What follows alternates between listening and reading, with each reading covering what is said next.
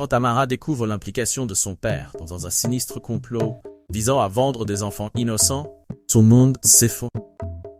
Avec le village plongé dans un sombre silence et les plans malveillants de Django sur le point d'être achevés, elle fait face à la trahison ultime de celui en qui elle avait le plus confiance.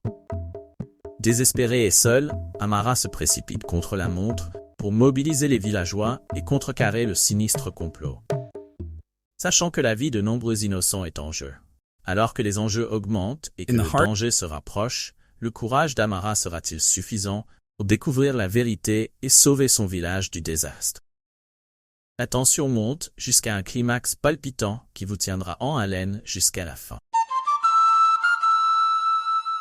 Au cœur de la savane africaine, il y avait un petit village étroitement uni appelé Nduku. Le village était entouré de vastes plaines, où les herbes dorées chuchotaient des secrets au vent, et l'occasionnel arbre baobab se dressait comme des sentinelles anciennes. Les habitants de Nduku menaient une vie simple, s'occupant de leurs troupeaux, cultivant des cultures et racontant des histoires près du feu sous le ciel étoilé. Parmi les villageois se trouvait une jeune femme nommée Amara. Elle était connue de loin en loin pour sa beauté, qui était aussi frappante que la première lumière de l'aube. Ses yeux scintillaient comme les eaux claires de la rivière voisine, et son sourire pouvait faire fondre les cœurs les plus durs. Mais Amara n'était pas seulement belle, elle était aussi gentille, sage et farouchement indépendante.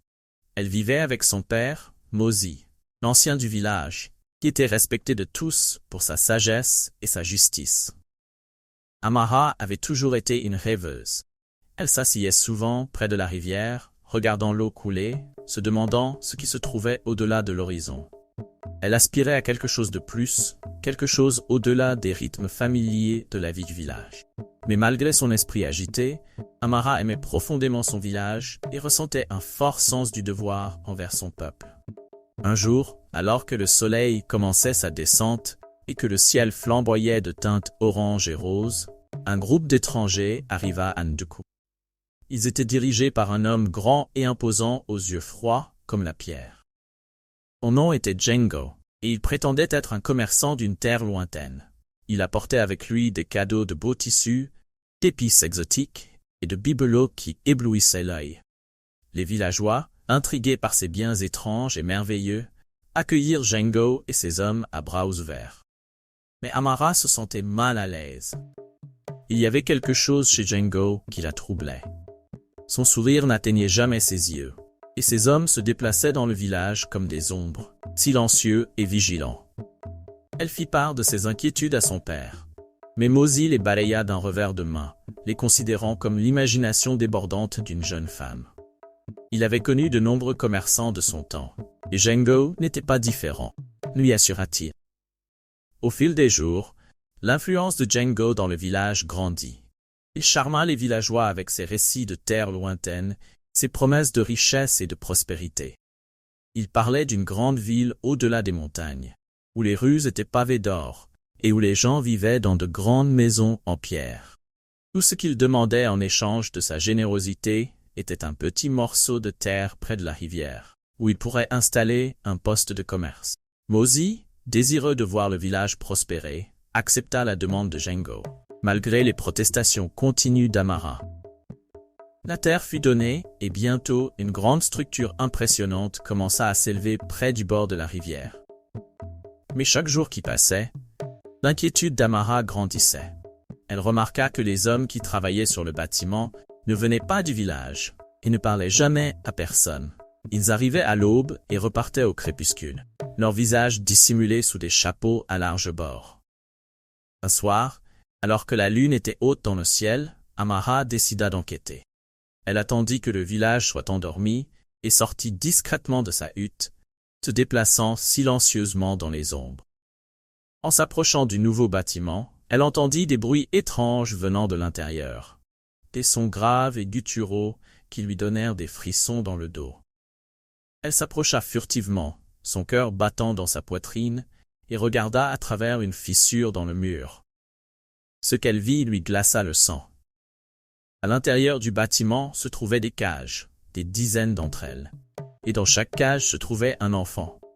Les enfants étaient blottis les uns contre les autres, les yeux grands ouverts de peur. Amara les reconnut. Ils venaient de villages voisins, des enfants qui avaient disparu ces derniers mois. Son esprit s'emballa, essayant de comprendre ce qu'elle voyait. Pourquoi ces enfants étaient-ils ici? Que voulait Django d'eux?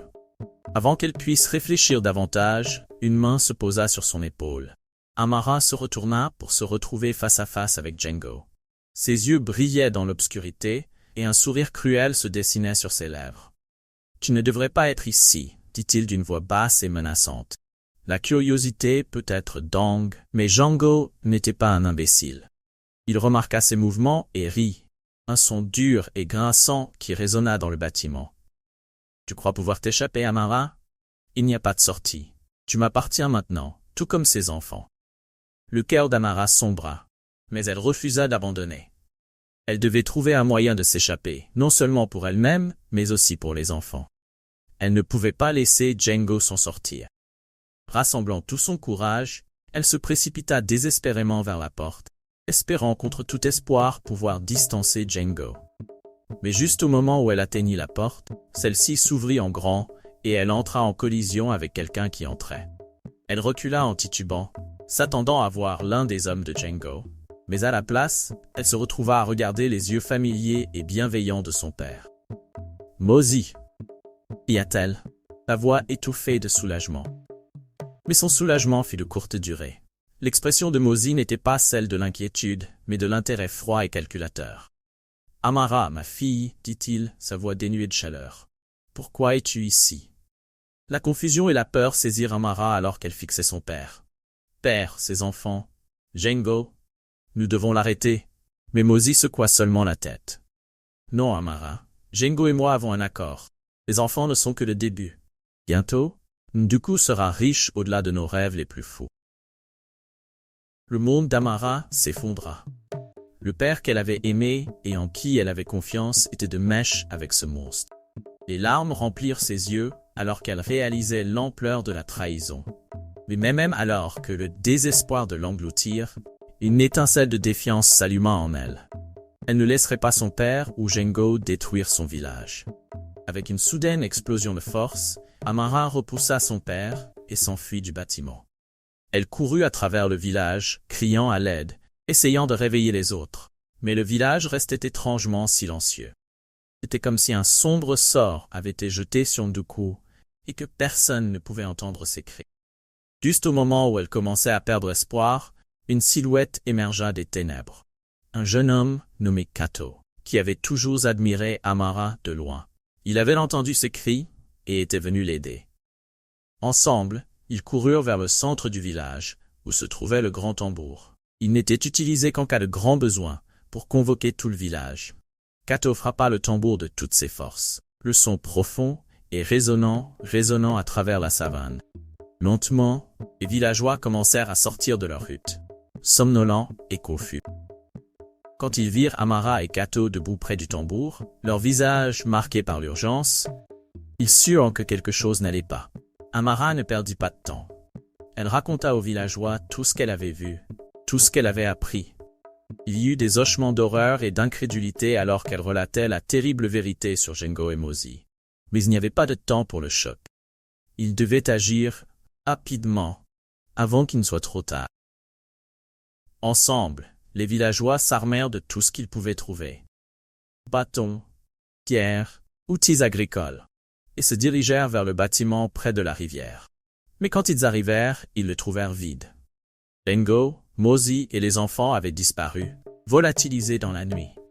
La panique s'installa alors que les villageois prenaient conscience de l'ampleur de la situation. Mais Amara refusa d'abandonner.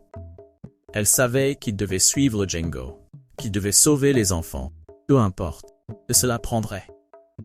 Avec Kato à ses côtés, elle guida les villageois dans la poursuite, déterminée à sauver les innocents et à amener son père devant la justice. La chasse était lancée.